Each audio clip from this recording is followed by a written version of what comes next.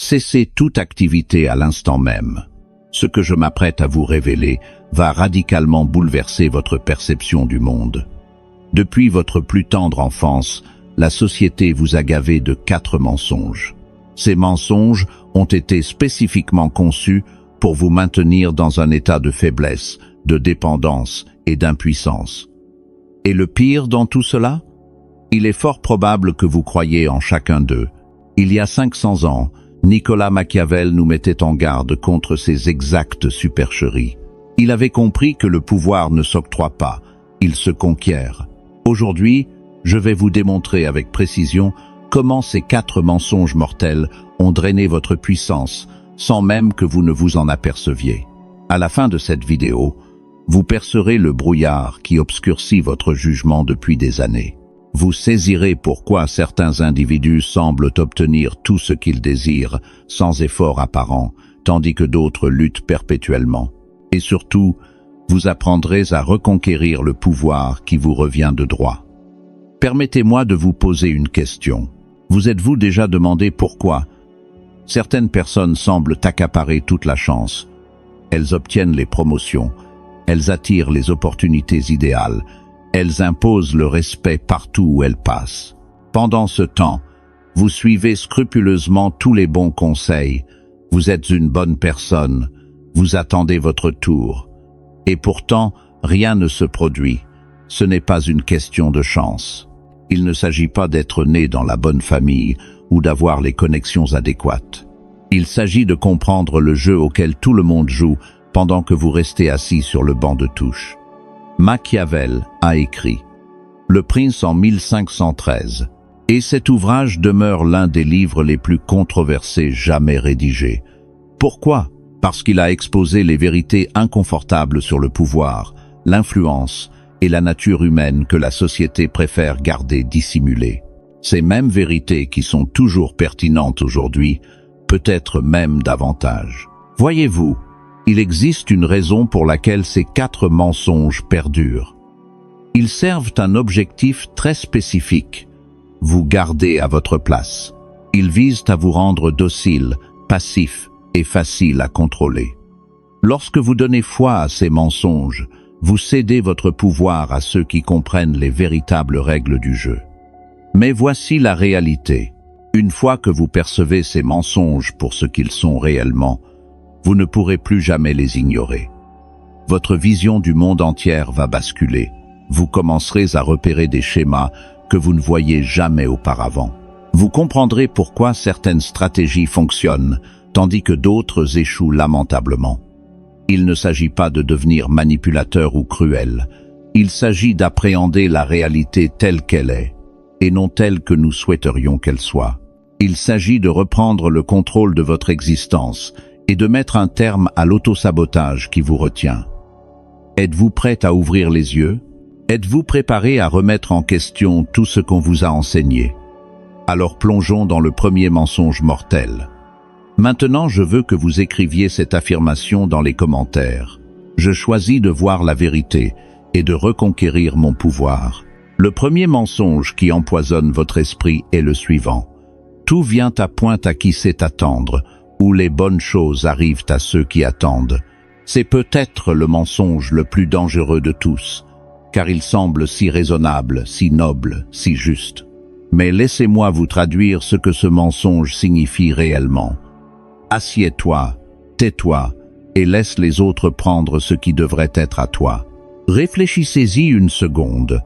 Pendant que vous attendez le bon moment, que se passe-t-il?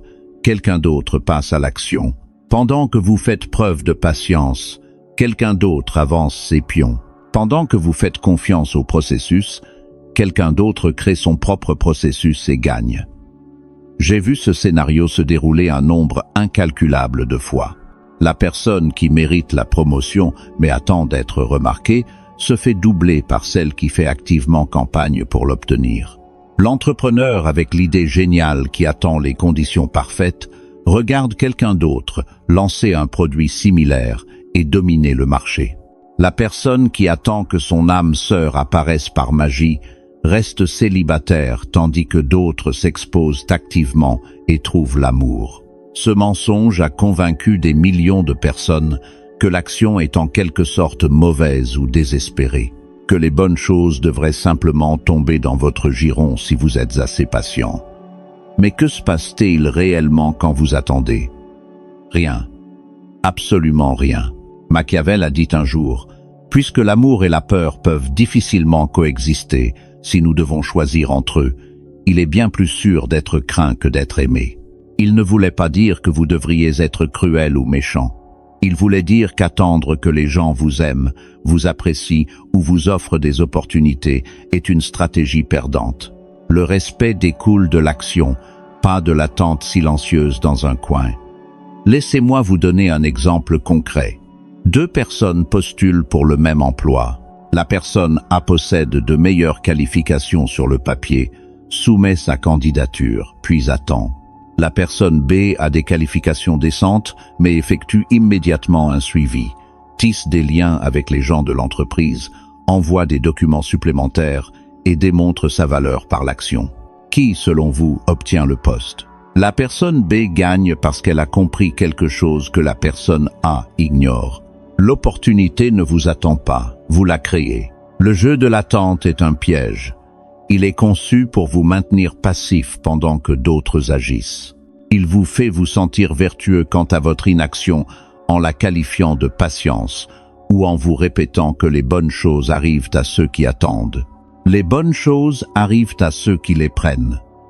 Les bonnes choses arrivent à ceux qui créent de la valeur et exigent de la reconnaissance. Les bonnes choses arrivent à ceux qui comprennent que le temps est votre ressource la plus précieuse et que le gaspiller à attendre est la plus grande tragédie qui soit. Les individus les plus prospères de l'histoire ont compris ce principe. Ils n'ont pas attendu la permission pour lancer leurs entreprises. Ils n'ont pas attendu le moment parfait pour demander ce qu'ils voulaient. Ils n'ont pas attendu que quelqu'un d'autre crée des opportunités pour eux.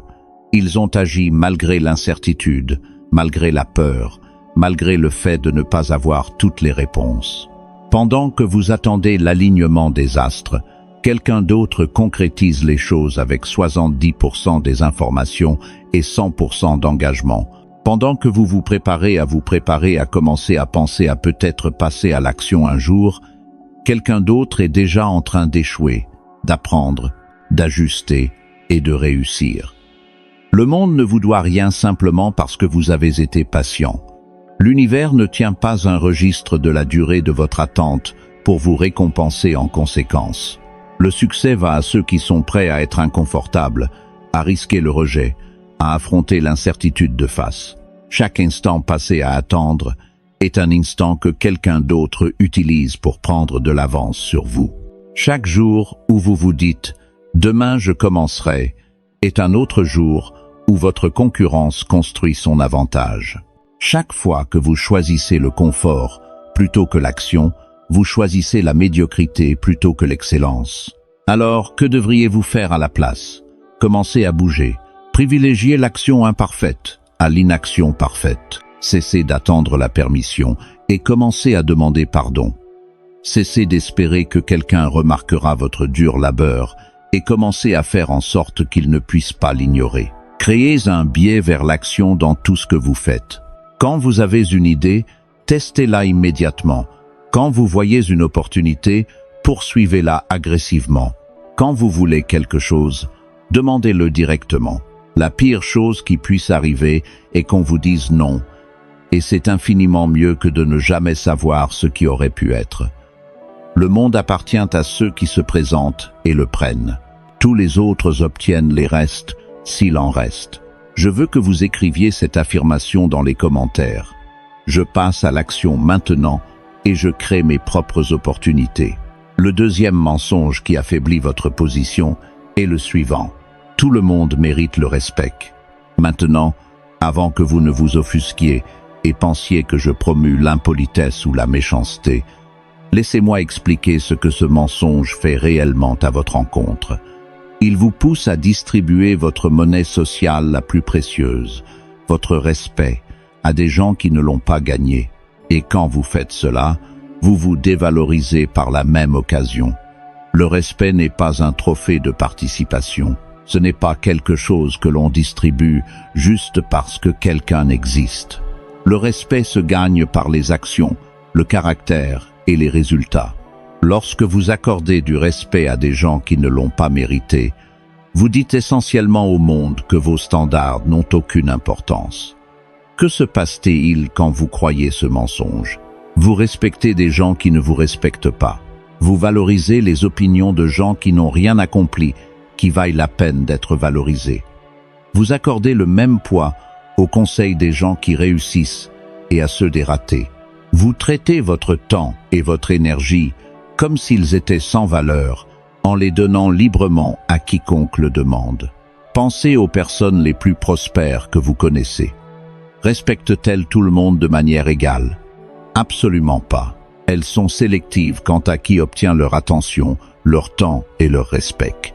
Elles comprennent que le respect est une voie à double sens et qu'il doit être mérité des deux côtés.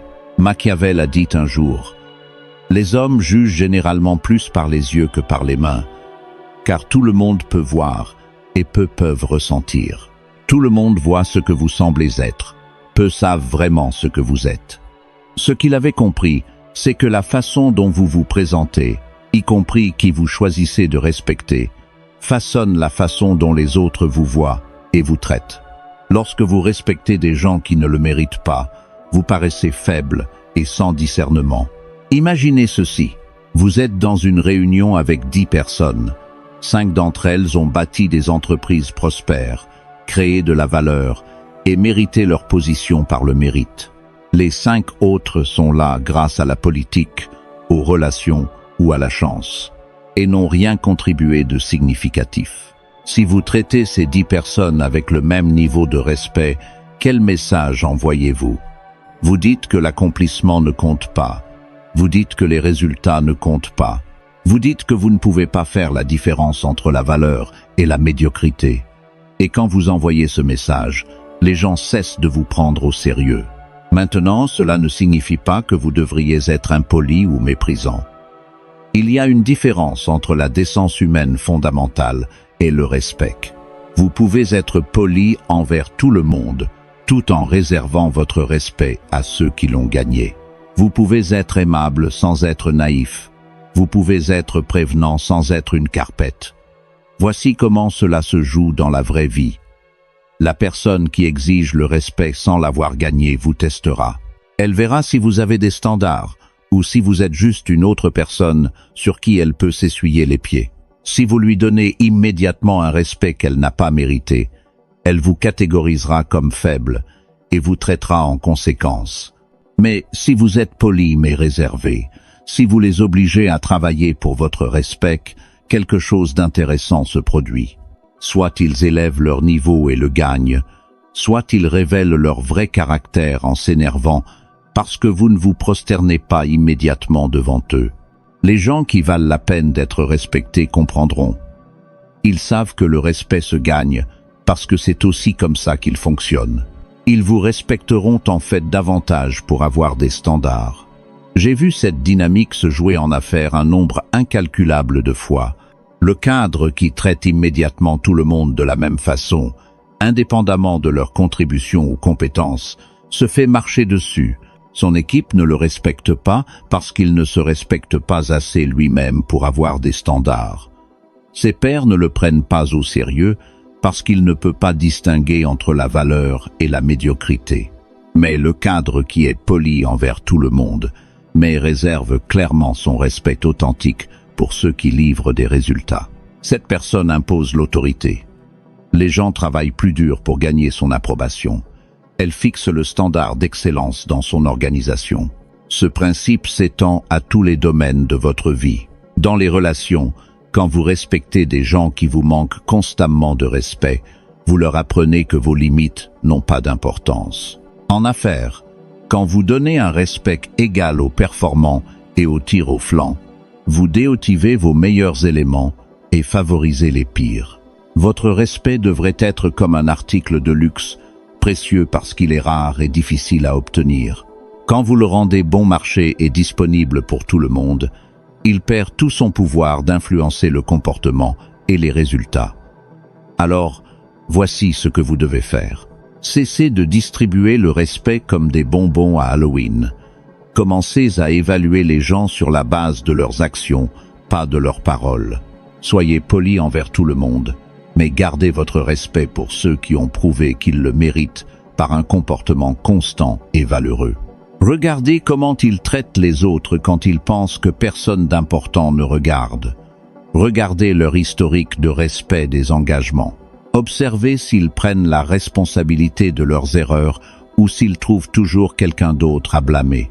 Remarquez s'ils contribuent à la valeur ou s'ils la consomment simplement. Votre respect est précieux, traitez-le comme tel. Quand vous ferez cela, les gens commenceront à vous traiter avec le respect que vous méritez en retour.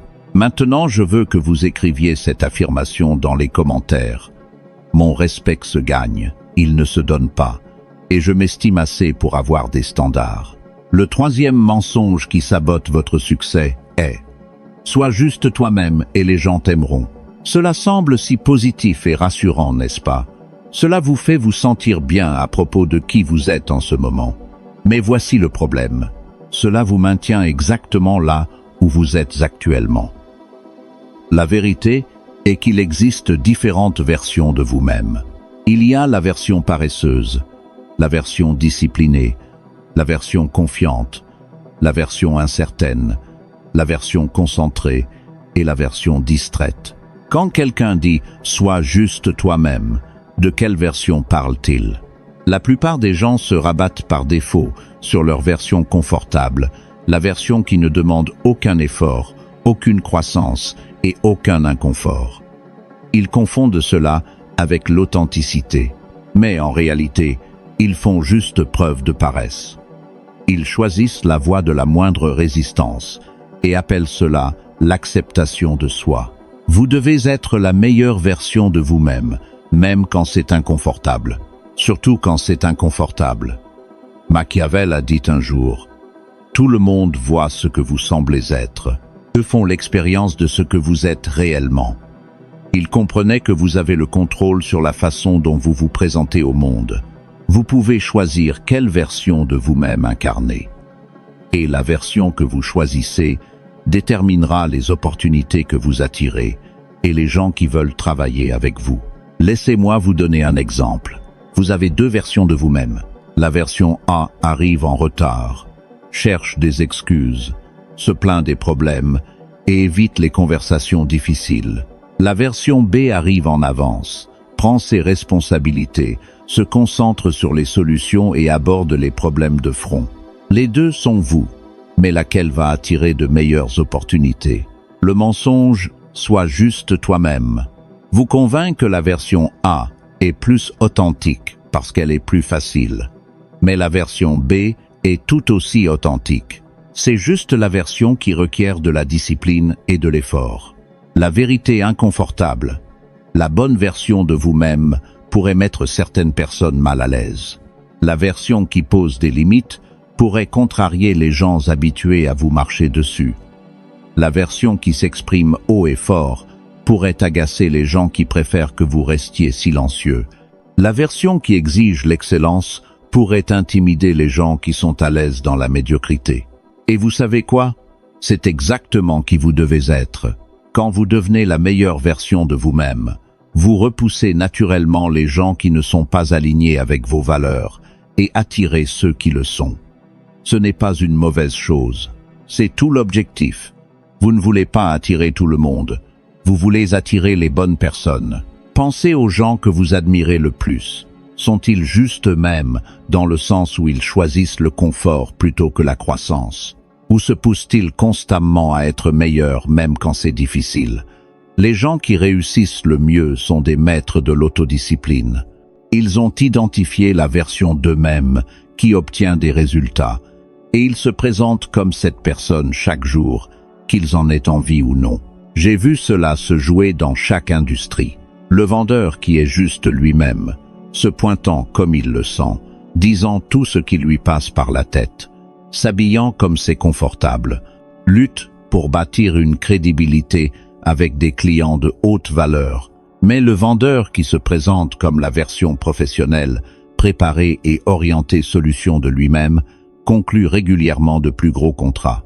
L'entrepreneur qui est juste lui-même, travaillant quand il se sent inspiré, évitant les décisions difficiles, restant dans sa zone de confort, regarde son entreprise stagner.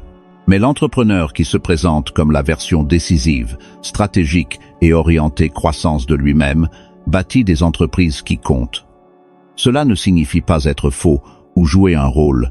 Cela signifie choisir d'incarner votre plus haut potentiel au lieu de retomber par défaut dans vos schémas les plus confortables.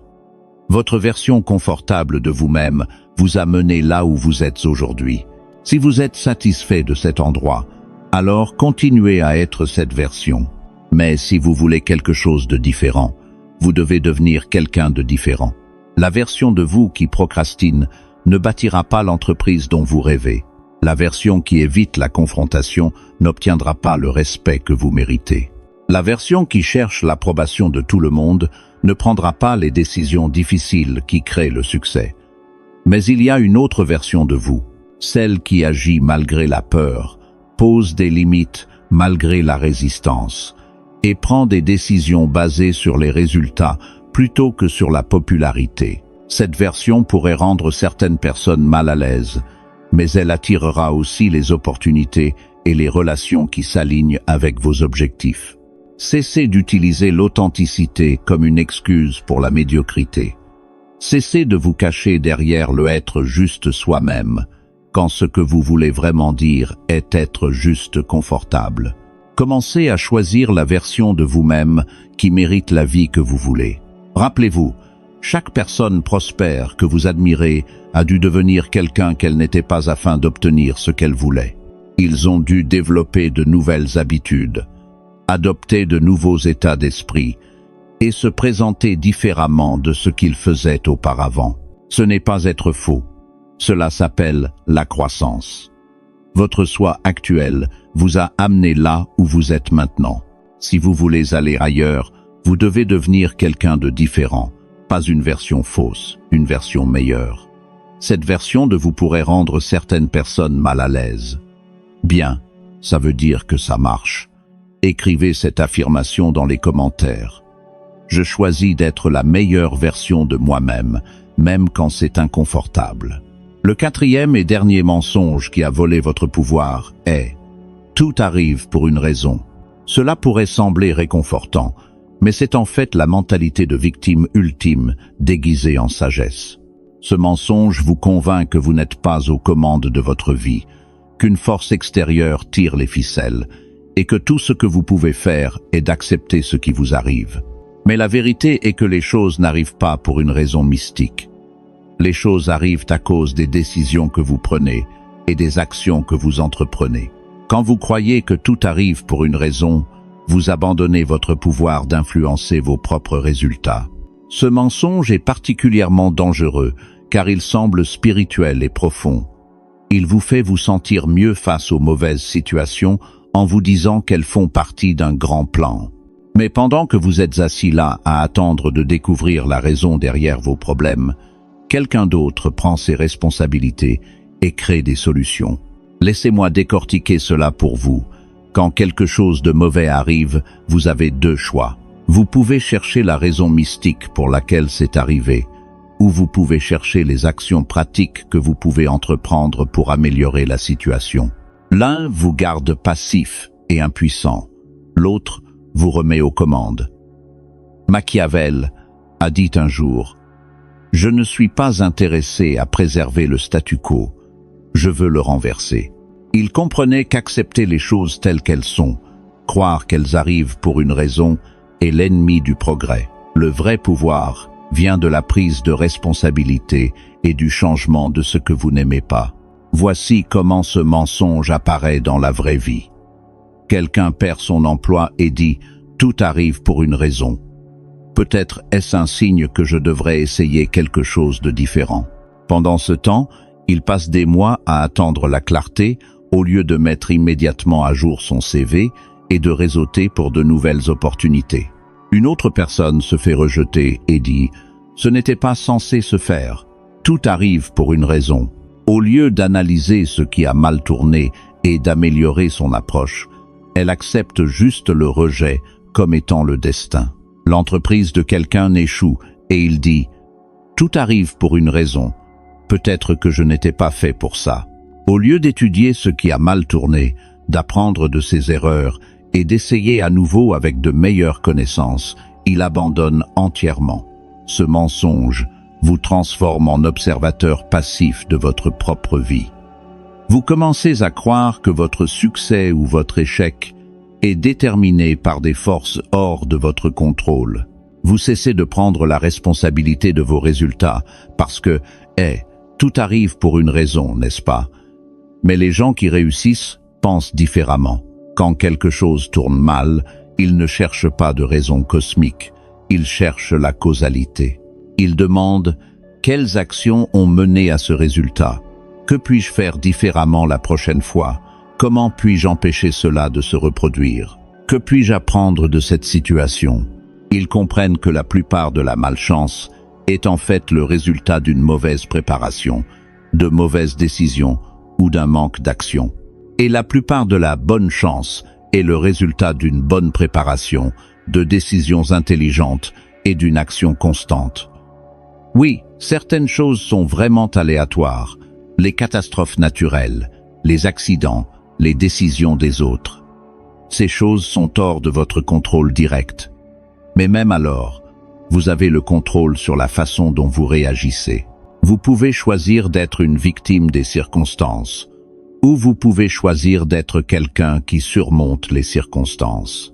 J'ai vu cette mentalité détruire plus de potentiel que n'importe quelle autre croyance limitante.